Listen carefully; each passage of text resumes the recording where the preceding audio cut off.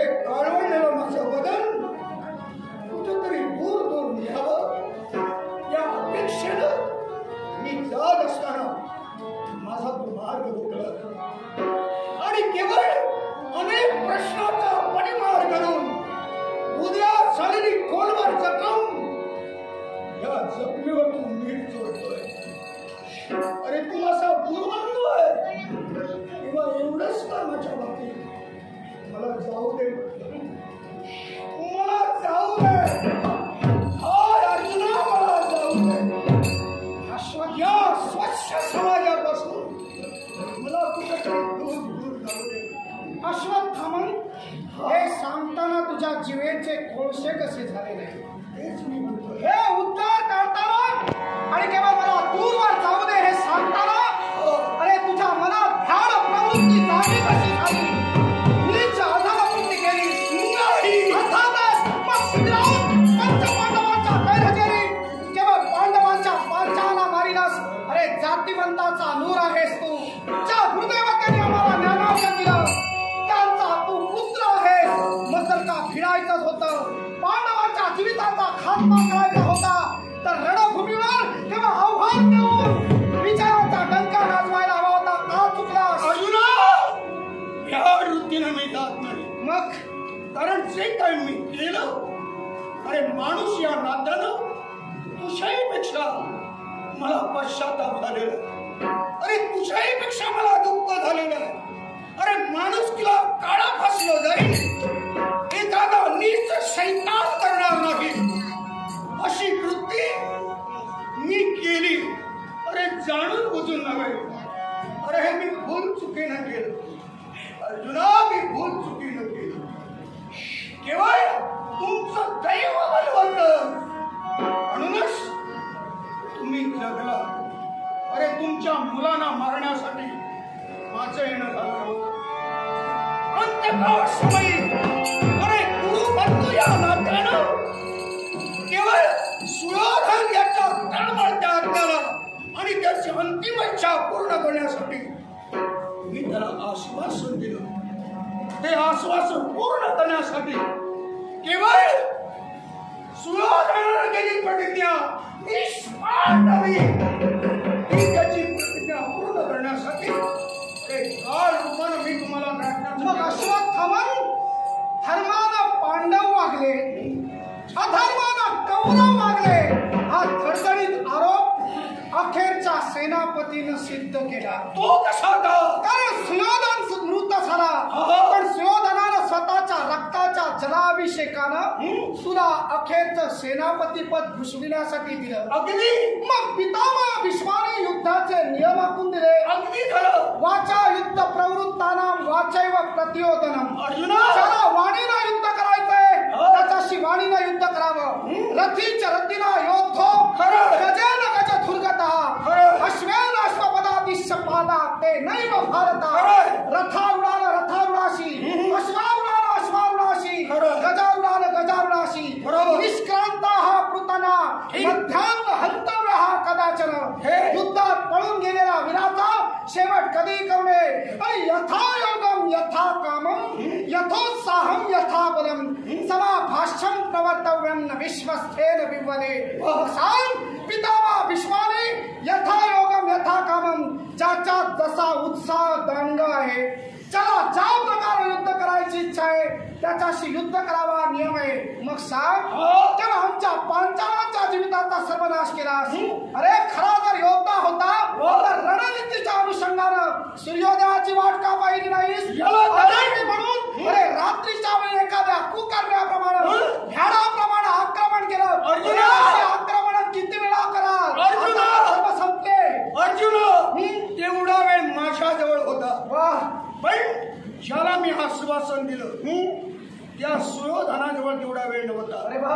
आणि तू बोलला की त्याच्या पापी रक्तानं मी कलंकी झालो. मग हा केवळ तुझा भ्रम आहे. का म्हणून हा तुझा भ्रम ऐकूया.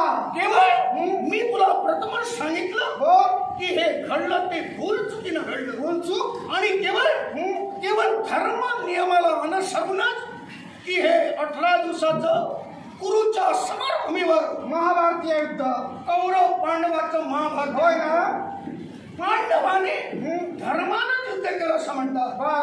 केवळ गदाधरानं गदाधराची, हो धनुर्धरानं धनुर्धराची. मग हे युद्ध करीत असताना हो युद्धाचे नियम कुणी मोडले नाही. वा मोडले ते कौरवानी असं तू म्हणतोय. मग केवळ पांडवांनी नियमाचं तंतोतंत पालन केलं. हो मग काही वेळा तुम्ही काय केलं? काय केलं ऐकूया. गदायुद्धाचा नियम का मोडला? गदायुद्धाचा केवळ गदायुद्धाचा नियम आहे. कमरेच्या खाली कुणी प्रतिस्पर्ध्यानं आपल्या प्रतिस्पर्ध्यावर केवळ गदेचा प्राण कमरेच्या खाली करू नये. मग सुयोधनावर कमरेच्या खाली आघात करून गदायुद्धाचा नियम म्हणजे अधर्म तुम्ही का केलं? अश्वत्थामन शाबास. का केलं? अश्वत्थामन का केलं? कमरेच्या खाली वार केला, प्रहार अधर्म केला. हो होय ना? हो. गदा युद्धाचे 4 प्रकार: विक्षेप, अभिक्षेप, प्रक्षेप आणि खऱ्या अर्थानं उपक्षेप. अर्थात यातील एका नियमानुसार वार करण्यास खऱ्या अर्थानं मंजुरी आहे. अशी कोणती? दुसरी गोष्ट एकच कमरेच्या खाली आणि दुसरी गोष्ट म्हणजे केव्हा गदायुद्धाच्या बाबतीत तू बोलतोयस होय ना? जो सुयोधन मेला तो स्वतःच्या कर्मभोगानं. कारण केव्हा मैत्रेय महामुनी पांडवांच्या वनवास कालावधीनंतर केवळ सुयोधनांना आणि धृतराष्ट्रांना केवळ योग्य रीतीने उपदेश करण्यासाठी आले होते. केव्हा उपदेश करत असताना त्याच्याकडे दुर्लक्ष करत किंवा हसत त्याची खिल्ली उडवत सुयोधनानं केलं ते काय? आपल्या मांडीवर मुद्दा म्हणून नको नको त्या हावभावानं आडव्या उभ्या रेघोट्या मारल्यासारख्या केल्या. त्याचवेळी मैत्रेय महामुनींनी शाप दिला, हे सुयोधना केवळ स्वतःच्या मांडीवर आडव्या उभ्या रेघोट्या मारून मला दर्शवितोय. अर्थात एकच केवळ या विश्वाच्या ठिकाणी तुला सुद्धा युद्धभूमीवर मृत्यू उद्भवेल तो तुझ्या कमरेच्या खाली मांडीवर वार करून. अर्थात जसं कर्म तसं त्याचं फळ. दुसरी गोष्ट म्हणजे गदाधरांच्या भीमादादांनी केलेली प्रतिज्ञा. अर्थात त्या प्रतिज्ञेला अनुसरून केवळ निकौरवी करण्याची त्यांची प्रतिज्ञा.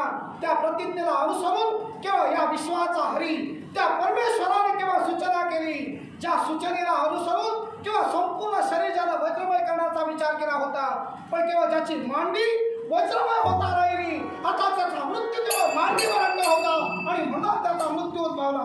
आणि तुला एकंदरीत काय म्हणायचं आहे? सुयोधन मेला, तू आपल्या कर्मानं मेला, पण तुमची जी पोरं मेली तुमच्या कर्मानं. कशी काय? तुम्ही जर का बाहेर गेला नसता ती माझ्याकडून मेली नसती. तुम्हीच मेला असता. तुम्ही बाहेर गेला म्हणूनच भूल चुकीनं तुमचे 5 मुलं माझ्याकडून मारले गेले. अश्वत्थामा अर्जुना रात्रीच्या वेळी वार करण्याची, छुपे वार करण्याची वृत्ती धर्मेश्वरांच्या पक्षाची. धर्माच्या गोष्टी बोलतोय, इतरांच्या बाबतीत सोडून दे. बोल, माझ्या बापाच्या बाबतीत तुम्ही काय काय केलं? केवळ ऐकूया. माझा बाप म्हणजे तुमचे गुरुवर्य हो गुरुद्रोण यांच्या हातून तुमचं मरण अट्टळ आहे हे तुम्ही ओळखला. त्यावेळी केवळ त्यांना हत्याबल करण्यासाठी अश्वत्थामा नावाचा केवळ तुम्ही हत्ती मारला आणि जगात गुरुच्या भूमीवर अरे बोंब मारत ठरवत की केवळ अश्वत्थामा मेला, अश्वत्थामा संपला.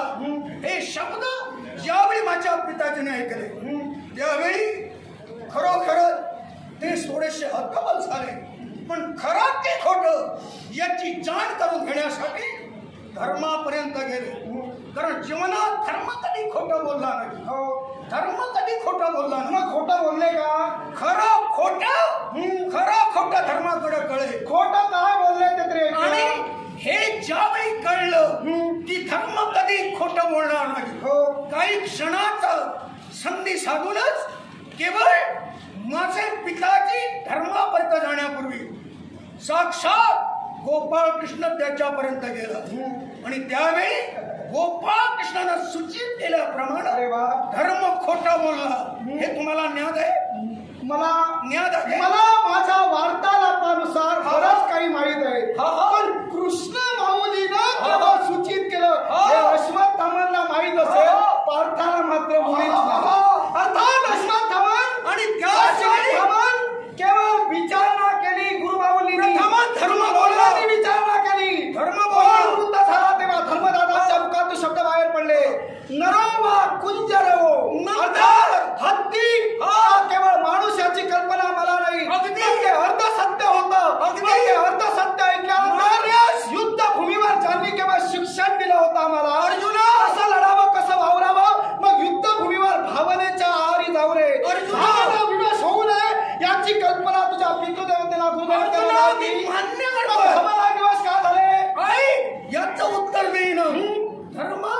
अर्ध सत्य बोलला म्हणतोय. हो. पण अगोदर ज्यावेळी माझ्या पिताजीने विचारलं त्यावेळी धर्म अगोदर बोलला की गुरुदेव अश्वत्थामा मारला गेला हे खरं आहे. मग हे अगोदर बोलला. मग नरो कुंजरो नंतर मग नंतर बोलला. मग नंतर बोलला.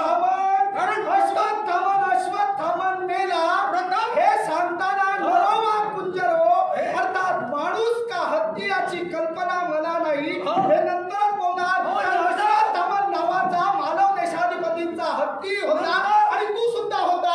म्हणजे सांगताना पुढचाच सांगितलं जाणार. मग कसं काय सांगणार. नंतर अश्वत्थामा मेला हे धर्माकडे केवळ गुरुद्रोण हातावर झाले.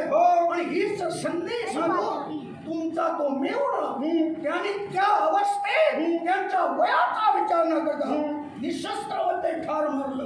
हा धर्म झाला. निशस्त्र वीरावर हा खंड झाला. तुमच्याकडून कुणी कधी केलाच नाही. धर्म झाला का. निशस्त्र केवळ दृष्ट दुर्गानं त्यांचं शिर उडविलं.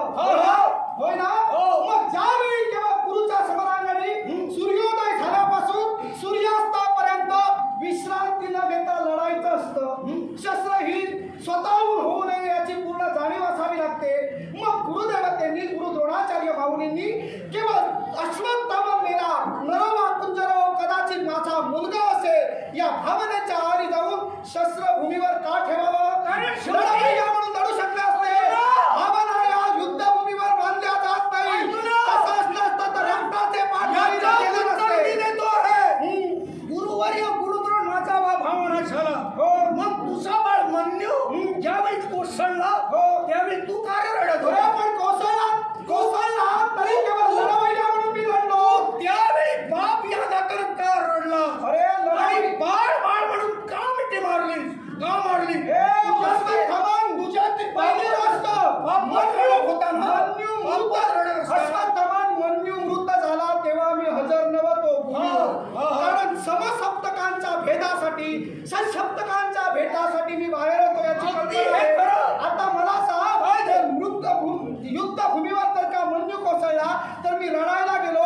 तो युद्धभूमीवर रडण्याचा क्षण होता. अर्थातच कारण सूर्योदयानंतर सूर्यास्त झाला होता आणि त्यानंतर मन्यूला मी भेटायला गेलो. शेवटी अर्थात रडायच्या वेळी लढायचं आहे आणि लढायच्या वेळी लढायचं आहे. आणि तुझा बाप केवळ म्हणजे तुला काय म्हणायचं. काय म्हणायचं. ज्याने तुम्हाला घडविलं तोच गुरुद्रोण अज्ञान आम्ही कदापि नाही. तुम्हाला भावना तुम्हाला अज्ञानरूपी काळो कातून ज्ञानरूपी सूर्याकडे आणा. ज्यानं तुम्हाला घडविलं ते गुरुवर्य अज्ञानात ज्या गुरुवर्यांनी आम्हाला घडविलं तुला काय नुसतं खेळविलं कुणाला सुद्धा वाढविलं ना. मग रात्रीच्या वेळी केवळ कुठल्याही वर्गाला केवळ जाणीव न करून देता सूचना न करून देता त्याचं शिर मांडण्यासाठी छावणीत जावं पिताजीने शिकविलं होतं. शाबास. आणि मला सांग रे या तत्वज्ञानाच्या दृष्टी सांगतोय पितृबलाच्या सुडानं मी पेटलो होतो रणभूमी. शाबास. तुला माहित आहे ना. हा मला माहित पडते. मी होतो म्हणून तुमचा शेवट करण्यासाठी अश्वत्थामा तू पहिल्या दिवसापासून शेवट करण्यासाठी मी नारायण अस्त्राची प्रेरणा घ्या. मग मला सांग अस्त्रानं अस्त्राला उत्तर द्यावं. शाबास. अस्त्राला प्रति अस्त्रानं उत्तर द्यावं. मग ज्यावेळी मी नारायणास्त्र सोडलं त्या नारायणास्त्रापायी तुमचा शेवट होणार. म्हणून तुम्ही काय रे केला. प्रति अस्त्र न सोडता शस्त्रास्त्र खाली ठेवलं. शाबास. आणि केवळ नतमस्तक का झाला. अरे नारायणास्त्र सोडिलस. अरे नारायणास्त्र सोडिलस. पण ते नारायणास्त्राचा वर्षाव केला तेव्हा स्वतः अर्जुन समोर होता. आणि ज्या अर्जुनाच्या रथावर प्रत्यक्ष या विश्वाचा प्रत्यक्ष देव नारायण होता. अर्थात नारायणावर नारायणाचा अस्त्रानं वार करावा हे अश्वत्थामा तुला बरं कळलं. अर्थातच तेव्हा ज्या पार्थाला रणभूमीवर पहिल्या दिवशी काही क्षण युद्ध बंद राहिलं. सर्व सीमित होते सर्व स्थित होते तेव्हा डोळ्यासमोर प्रत्येकाच्या धुंदी होती. आणि त्याच धुंदीच्या वेळी या विश्वात अनभद्य असणाऱ्या गोष्टीपासून पासून ज्यानं सावध केलं, या विश्वाचा प्रत्यक्ष परमेश्वर, विश्वाचा परब्रह्म म्हणून त्याची खऱ्या अर्थाने या विश्वात गणना झाली, तो माझा नारायण होता. आणि नारायण अस्त्राला प्रतिकार म्हणतोय. मग ऐक, मंत्रमुक्तम पाणीमुक्तम मुक्तामुक्तम तथैवच अमुक्तम च धनुर्वेदे चतुष्पाच्छस्त्रमिलितम.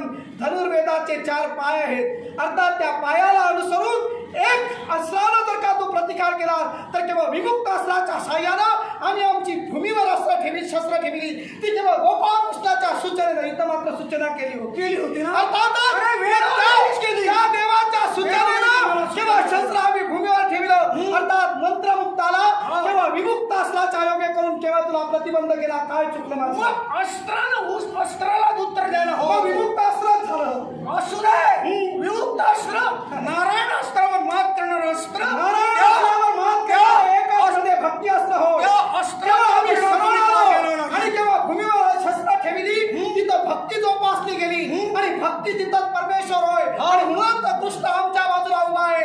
आणि तो केवळ अधमाचा केवळ सर्वनाश करणार आहे. अगदी खरं. मग मला बऱ्याच प्रश्नांची उत्तरं दिली. वा, केवळ तुझ्या धूर्त बुद्धीची मी कमाल करतोय. आणि हे जे ज्ञान तुला दिलं ना, ते केवळ याच रणभूमीवर जे तुला त्यानं पाजलं तेने करणं तू बोलतोय. वा, याचं मी तुझं कौतुक करतोय. शाबास. मला कौतुक लवकरात लवकर कर. मला तुला ठारात मारायचं. मला ठार केवळ अरण्य अगोदरच मेलो. अरे वा, बरं सांगतोय ना, तुझ्या शब्दाने नव्हे. मग भूल चुकीनं जे काय मी केलं याचा मनस्ताप होऊन कवर करून मी जिवंतपणे मेलो आहे. हे मी कबूल करतोय. तुझ्या शब्दानं मरणार आहे. मला सगळे शब्दानं मरणार कसा? आणि या विश्वाच्या ठिकाणी ज्या देवतेला मी खऱ्या अर्थानं माझा मानिला, त्या देवतेला हरीला सुद्धा तू तुझ्यात मानलाय. अर्थात केव्हा तुला मारण्याचा अधिकार पांडवांना सुद्धा त्याला हरीला दिलेला नाही. तेव्हा तू म्हणणार तो केव्हा तुझ्या कर्मानं. तोच हरी म्हणजे गोपाळ कृष्ण. गोपाळ कृष्ण. मग गोपाळ कृष्ण तुमच्या बाजूने रणभूमीवर उभ्या राहिला. तुझ्या रथाची वाघोरे हाती घेतली.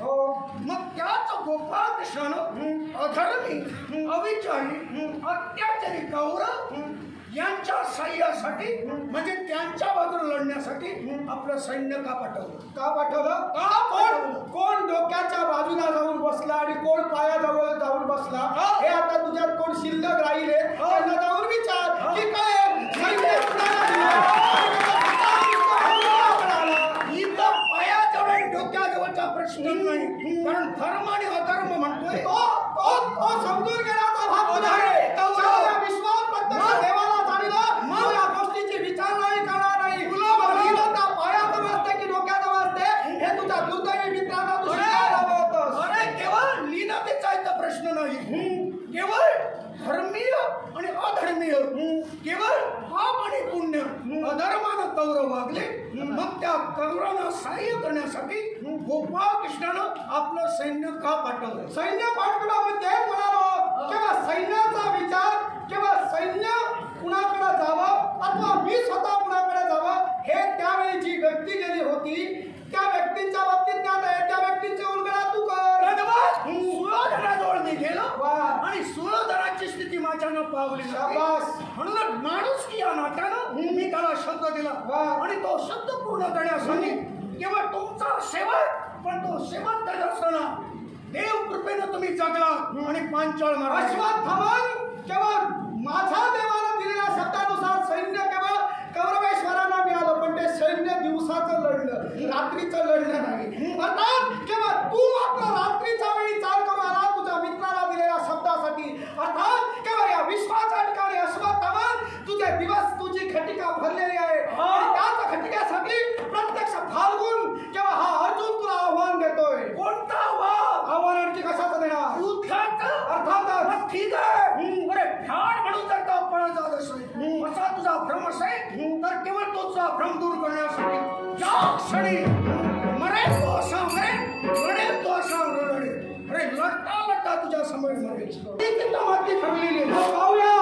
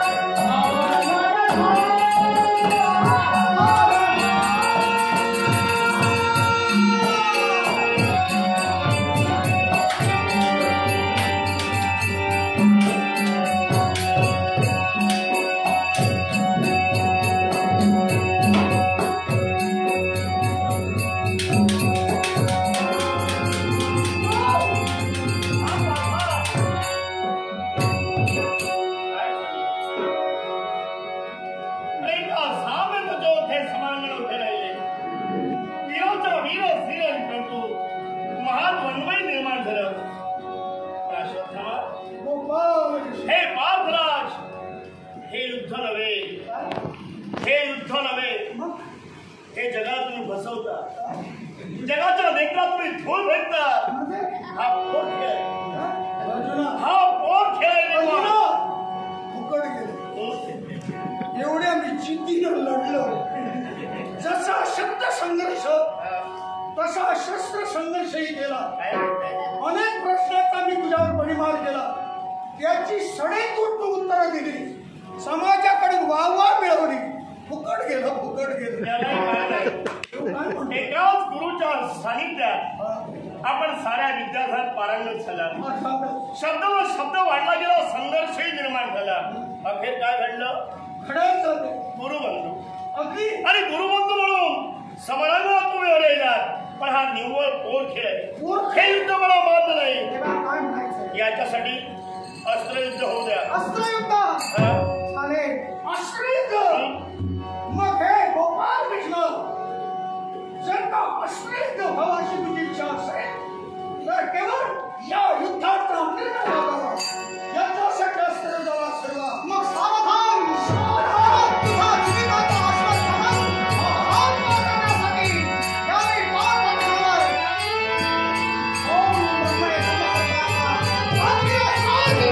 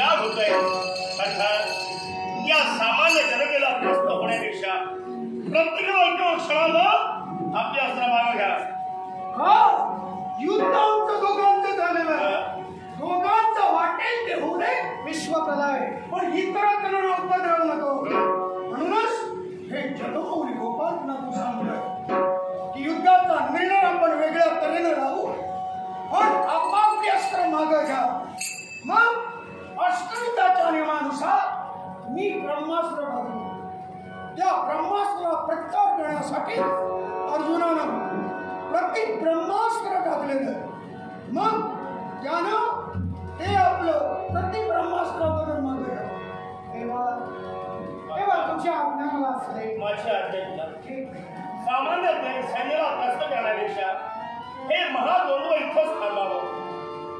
प्रतिब्रह्माचा मागा घेतला.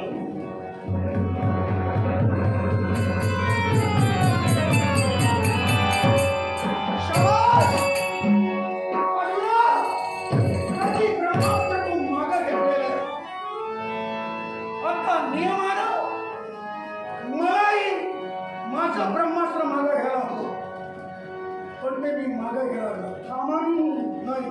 सामान धोका करू नकोस. नाही अस्त्र मागे घे. आणि नाही का म्हणतोय अरे माणूस किया नात्यानं मी माझा गुन्हा कबूल केला आणि इथून जाऊ पाहत होतो या सुंदर समाजापासून दूर. अर्थात माझा मार्ग रोखला. अनेक शब्दांचा बडीमार केला आणि याही अवस्थेत मला मारू पाहत होता म्हणजे मेलेला आणखी मत पाहत होता. अरे माणुसकी या नात्यानं मी गुन्हा कबूल केला. अर्थात त्या माणसाचा तो खून करू पाहत होता. अर्थात मी का अस्त्र मागे घेऊ. नाही ज्या तू माणुसकी सोडली त्यासाठी मी माणुसकी सोडणार. मी अस्त्र मागे घेऊन माणुसकी जपली. आताच देवाच्या शब्दाला मान राखण्यासाठी आता मी अस्त्राची दिशा बदली. हीच माझ्या जीवनात संधी आहे. ही संधी मी वाया घालवणार नाही. केवळ माझ्या मित्राची प्रतिक्रिया त्याचा कर्मत आत्मा शांत झाला पाहिजे. शिवाय माणुसकी या नात्यानं या पांडवांना माझी दया आली नाही. अर्थात त्यांना धडा शिकवण्यासाठी हे अस्त्र माग अशा रीतीनं घेई त्याची दिशा अशी बदली की पांडव कुलातील ज्या स्त्रिया गर्भवती आहेत त्यांच्या कुलाचं निसंतन करण्यासाठी ब्रह्मास्त्राची दिशा बदलतोय आणि म्हणतोय ज्या पांडव कुलातील ज्या स्त्रिया गर्भवती आहेत केवळ पांडव कुलाचं निसंतन व्हावं याच्यासाठी प्रत्येक स्त्रीच्या पुरातील गर्भ मृत्युमुखी पार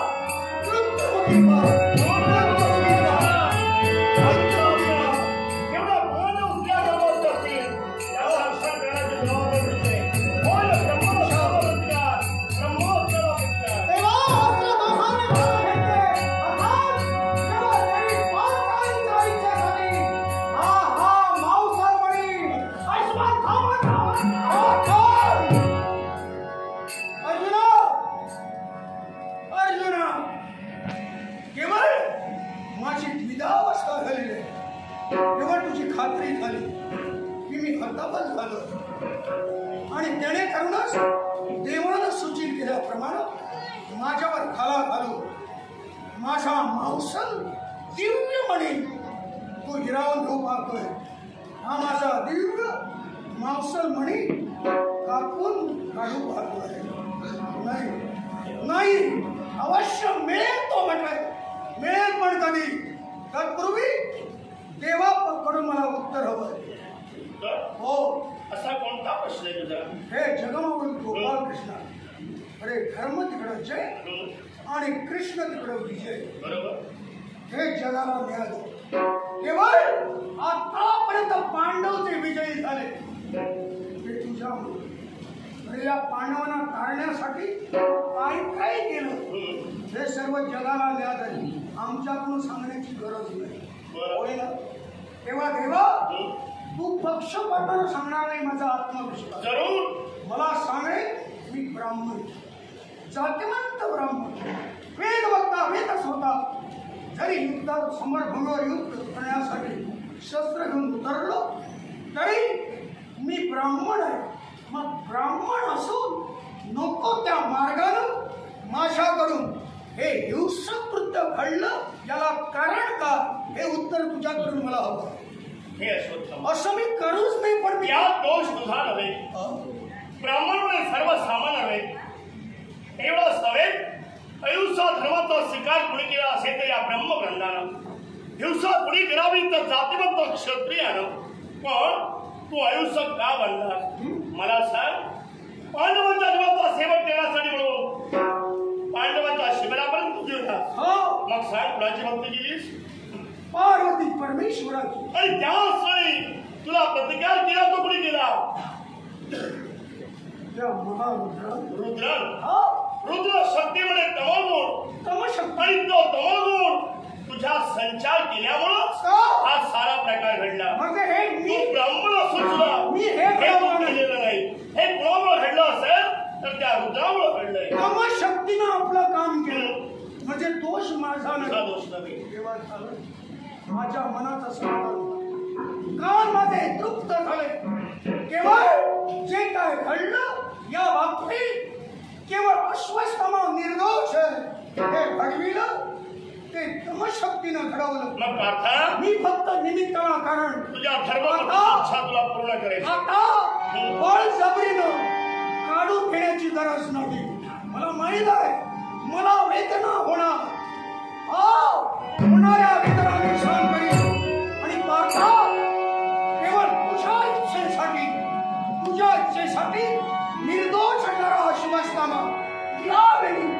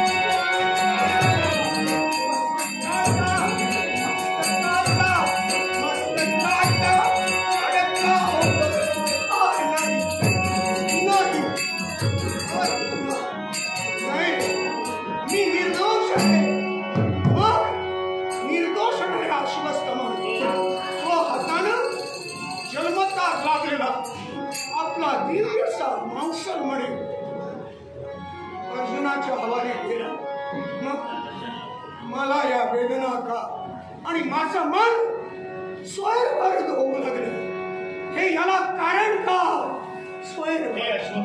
मला आता वाटू लागलं आज तुला दुःख झालंय. मी आता खरोखर माणसात नाही. एक लक्षात ठेव तू माणसात नाही असं तुला वाटतंय. पण वसुदेवाने बघितलं गोपाल कृष्ण हा तुला शाप देतोय. कोण शाप देतोय? त्याला कारण काय मी म्हणणार? बाल हत्या. एका वक्र तू बाल हत्या केली आणि अखेर आमच्या मुखाने शब्द बाहेर पडले. हे ब्रह्मास्त्र मला घे. पण तू मागवलं घेता त्याची दिशा बदलली. पांडव स्त्रिया जेवढा गर्भवत असतील त्या वंशाचं खंडन व्हावं म्हणून पांडवाच्या वंशाचं खंडन हे दुसरं पाप आणि भ्रूण हत्या करण्याचा प्रयत्न तू केला. आणि मी तुला शाप देतोय. काय अखिल विश्व रमिष्ठ हो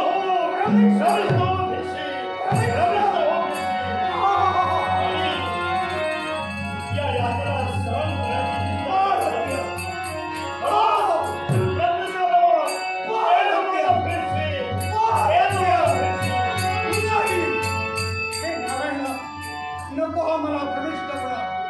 थोडाफार मी शुद्धीवर आहे तोवर तुझ्याजवळ बोलतोय. हा भ्रमिष्टपणा नको. सर्वजण माझी थट्टा करतील चेष्टा करतील. पाप करताना विचार करायला हवा.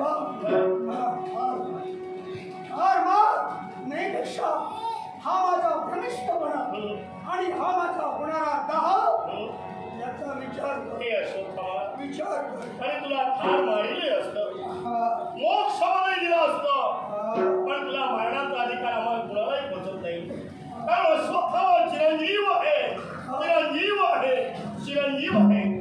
तोपर्यंत चंद्र सूर्य आहे तोपर्यंत अखिल विश्वाच्या ठिकाणी देवमानव मला कुठेतरी तेल लावो भ्रमिष्ट होऊन भेटशी मागून भ्रमिष्ट होऊन भेटशी हा दाळ शांत करण्यासाठी ते मला तुला मागून देतील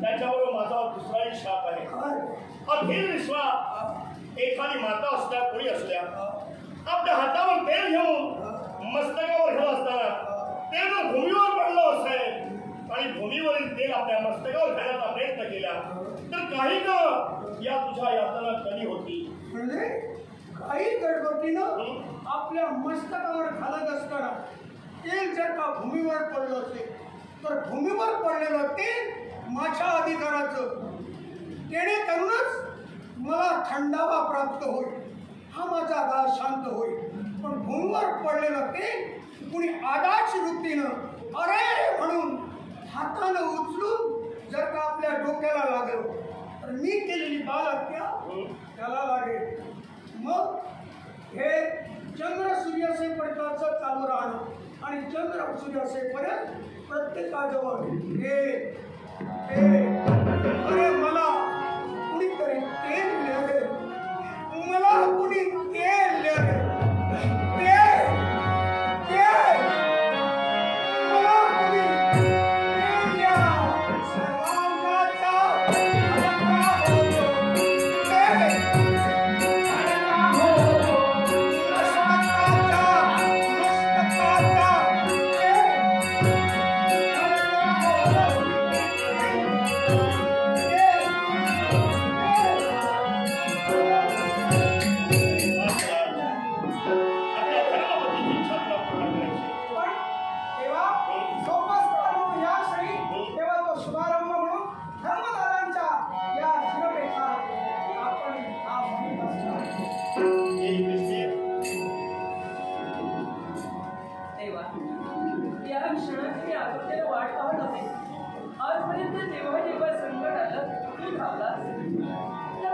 इच्छा पूर्ण केली आणि आजही तुमची इच्छा पूर्ण केली